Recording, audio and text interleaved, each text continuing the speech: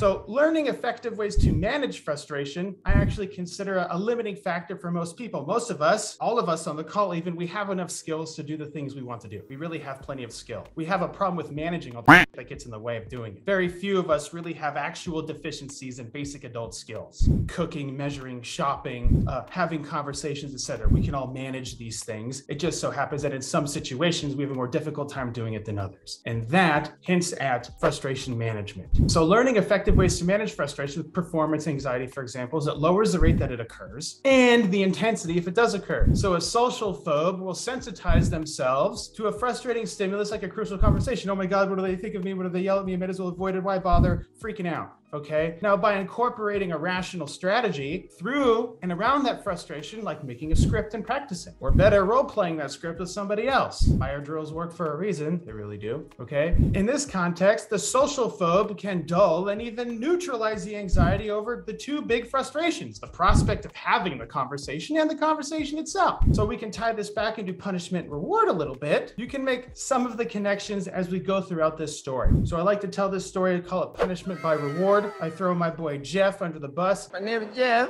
Type 1 diabetic, lifetime type 1 diabetic since his early teens. He has an autoimmune condition that makes him dependent on insulin. In other words, if he forgets to take his insulin, he dies. Kind of a big deal, all right? Jeff, having a condition that makes him dependent on a medication, shows us how to act on purpose more of the time by the way he strategizes around what he calls ultra high risk binge foods. He says this kind of tongue in cheek, and I say tongue in cheek as well, by the way. So Jeff would say in the past, or did say, because I have these notes, when I started eating them, M&Ms, his ultra high risk food, by the way, kind of a big deal for a diabetic with an exploded pancreas.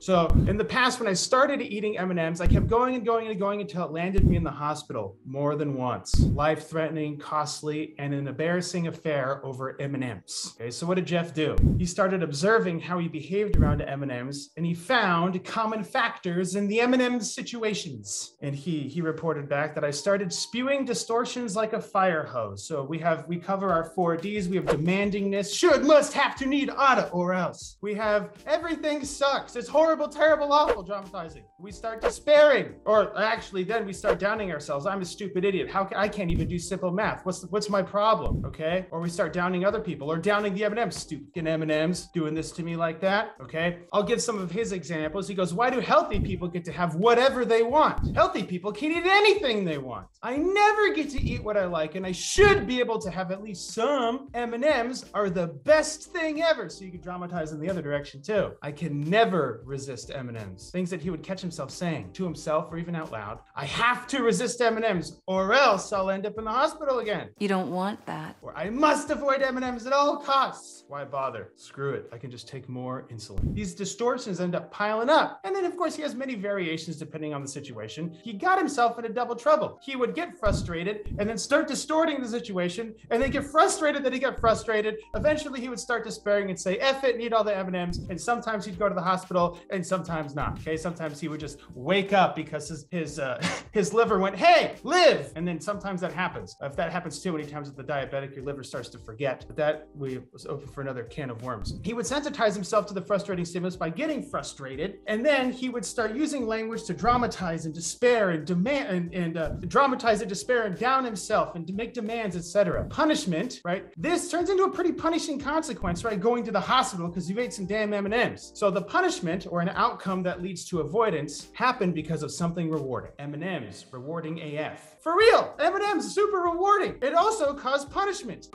Weird. So this has some ironic characteristics that we can break down and turn into something rational. The punishment for something aversive happens in the moment. The punishment for something rewarding happens at a delay. In other words, in the realm of behavior science, which I subscribe to, did M&Ms punish him? No, going to the hospital punished him. So taking the 1,000 steps back, we can say, dude, M&M sent you to the hospital. And so when you write the story like that, it makes perfect sense. Now in the moment, the way our old noodles work, things go a little bit different. In reality, M&M's rewarded him, and the angry nurse who said, Jeff, it's you again, punished him, okay? Two very separate things because of the delay. And so this means when we try avoiding a rewarding thing that we know leads to punishment, we create an ironic process because what does Jeff have to do? He now has to avoid M&Ms. He actually actually has to avoid something that he likes so that he can avoid a punishment down the line. And this creates some interesting conflict in the context of behavior. And by the way, I consider thinking, feeling,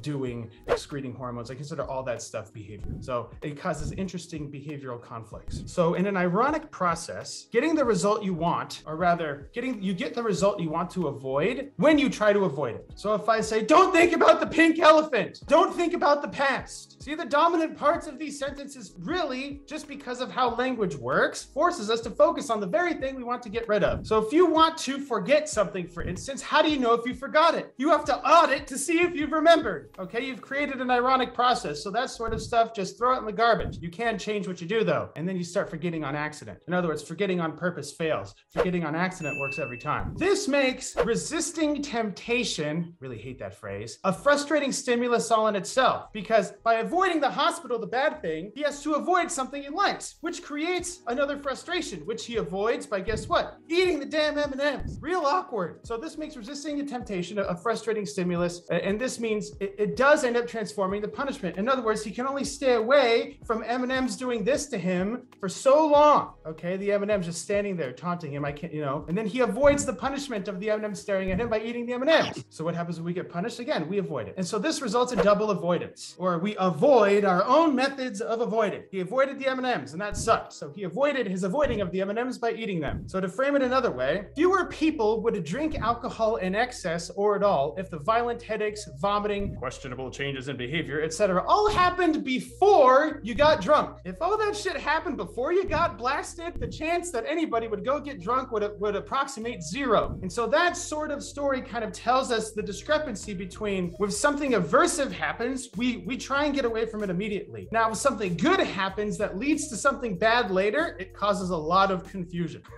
Causes a lot of confusing behavior. I think I forget the saint's name, but Romans 7:15 or something, I forget, he goes, why do I keep doing all the stuff I hate? Direct quote from the Bible, by the way. People have gotten weird about this for a really long time. And so as long as we could write about it, people have freaked out about it. And it has to do with this delay. It has to do with this delay. So let us look at another situation. A 30-year loan at 6% interest for 250 grand has about $260,000 in interest. It sounds strange to pay somebody $500,000 to get $250,000, right? I think so. People do it every day. Now, imagine having to pay the $510,000 first, and then they write you a check for $250,000. Stupidest thing you ever heard, right? I consider this the other thing the stupidest thing I ever heard too. So really, it sounds absurd because the punishment happens first. So you prompt avoidance of the wrong thing. You prompt avoidance of the wrong thing. We get rewarded by food and punished by weight gain. So does it make sense to avoid food? When you look into the context of behavior science, no. Food causes approximately zero punishment unless you have very interesting conditions, okay? Food has almost exclusively rewarding properties. The weight gain happens at a delay. And so from a scientific perspective, making that, like, you can make a poetic sort of metaphorical connection between food and weight gain. Does it really happen that way in real life, the way we behave? No. We get rewarded by the food. It's like a reward. The weight gain punishes us. So by and large, do people avoid food? Or do they avoid the outcomes from gaining weight? Bigger clothes, sympathetic friends and environments, avoiding scales and mirrors, hiding in pictures, taking supplements, prescription drugs, illicit drugs, surgeries, avoiding nakedness, beaches, pools, etc., etc. See the difference? You recognize those sorts of behaviors? We know that extra food causes weight gain, and yet we avoid what weight gain causes because the weight gain punishes us and the food rewards us. Hopefully that makes sense as far as why people have such a hard time making that connection, because they try and force a fake one. We understand on paper, I guess, more like we can recite what other people have said, scientists, etc., about the connection. In reality, they have very disparate qualities that make it hard to change our behavior based off of that sort of explanation alone, because you just avoid the bad thing. The weight gain sucks, food rocks, so we avoid the problems that weight gain causes. Okay, so we get rewarded by alcohol. Through and through, we get rewarded by alcohol and punished by the hangover. So do people avoid drinking, or do they try and avoid the hangover? People change the types of alcohol they drink because they have superstitions about one causing a worse hangover than another. Dubious hangover cures and remedies. Just keep drinking through the next day to dull the effects of the hangover. Take over-the-counter prescription medications to try and dull hangover symptoms. Call in sick to avoid a judgment and embarrassment in a professional environment. So do people avoid the drinking, the rewarding part? No, they avoid the hangover, the the punishing part. Even though on paper, we can say that drinking causes hangovers, when you look at the context of behavior science, we avoid the thing that sucks and we get more of the thing that rocks. And if one causes the other, at any delay, it really screws up the way we behave. At least when you look at it from a rational sort of perspective. Anything makes sense if you know why it happens, right? I'll give one more example here. We get rewarded by making purchases. It feels great to buy stuff, okay? And we get punished by things like balance fees, interest, etc. So by and large, do people avoid credit cards? Or do they try and avoid the punishment of the credit card balance? Use one card to cover another. Take out loans to cover the credit card. Negotiate payment delays and schedules. Use cards that offer cash back. Pay the minimum. See these sorts of behaviors, how really rewarding to buy stuff, punishing to pay for it. And so if we can get stuff and then avoid paying for it, hallelujah. Just basic concepts in behavior science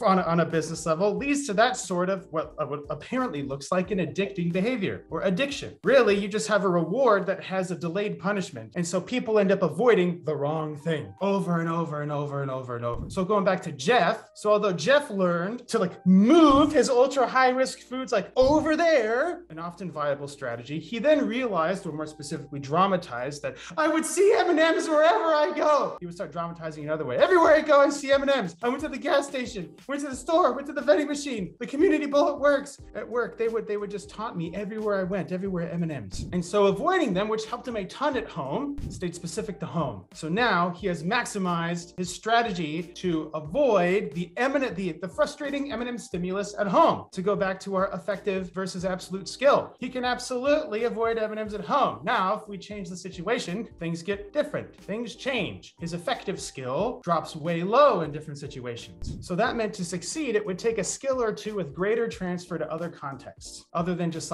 avoiding it. So Jeff could manage his M&M debacle in a wider variety of ways in day-to-day situations with the inclusion of a couple of extra skills. So when Jeff noticed that he started distorting, right, he could tolerate his distortions for long enough to implement a disputation and framing strategy. In other words, he would start arguing with himself. Can healthy people really eat whatever they want, whenever they want, in any amount? No, I just started acting like a silly goose right now. He would file a dispute with himself when he noticed he would start saying this crazy stuff. And he would audit his distortions with what we in TCAN call the gut check, where we look for logic, evidence, and utility. So if we say anything, if we want to check the how rational of an idea over behavior, we want to determine its level of rationality, we can ask these three questions. Does this make any sense? How do I know? Does it help me? If you check all three of those boxes, well then you got something rational going on. If you check one or two, you got something distorted, period. At least with this framework. How making a rational decision and thinking rational things increases the probability of something useful coming out of it. Again, you can have crappy outcomes with rational decisions and you can have amazing outcomes with dumbass decisions like gambling, right? You can buy 1,000 lottery tickets and win $100,000 back. Does that make gambling a rational decision? No. Again, looking at behavior science, you have an immediate reward, which makes it difficult to determine the delayed punishment, thus gambling addictions, etc.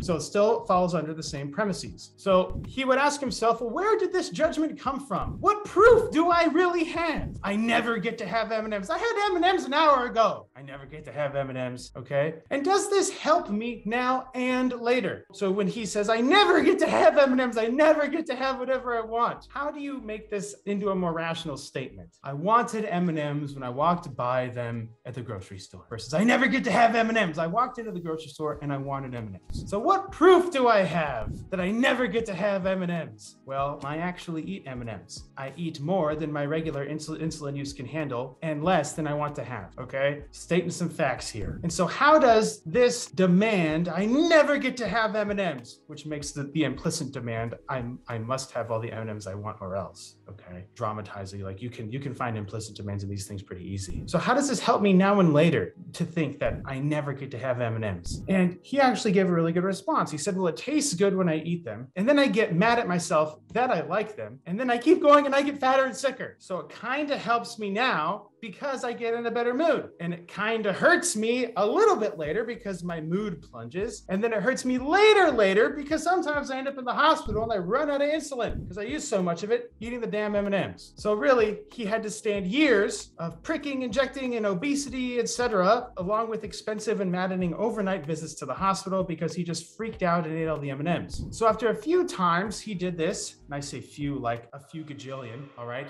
Him disputing these demands, these distortions, okay? He would dispute him when he downed himself. He would dispute when he dramatized. He would dispute when he despaired. Why bother? I never have M&Ms again. Yes, you can. Okay, it's all good. Disputing the demands. I must eat perfect or else. He started to find out a way that he can shorten these things into a sort of personalized metaphor that worked for him, like a mnemonic, something that he could tell himself where he knew what it meant. And he actually came up with my kingdom for a horse, my kingdom for a horse. And so this metaphor may look strange at first, and it looks strange because he made it personal to him. So he references, Shakespeare's Richard III in a satirical fashion, where King Richard would trade his kingdom for a horse because the quick transport that would help him escape would save his life, okay? In Jeff's case, it means my life for M&Ms. You go, my life for M&Ms. He would use it as a satirical sort of thing to poke fun at himself. He'd freak out about M&Ms and he'd go, my life for M&Ms. Like I really want to trade my life for M&Ms right now. And it turned into a bit of a joke between us. And when we get on the phone, I'd go, my life for M&Ms. We would start and end our call that way. And so by framing the irritating situation as something absurd, my life for M&Ms, which actually matches reality closer than not, Jeff manages to transform this frustrating stimulus of M&Ms into a comical one. So yeah, he has this fraction of indignation when he sees M&Ms. I want M&Ms. I can't have them. Life sucks. Everyone to kill them all. Blah blah blah. So this, as time went on, he still thinks this way. We all would. It just shrinks and shrinks and shrinks into almost nothing. And the better he got at disputing,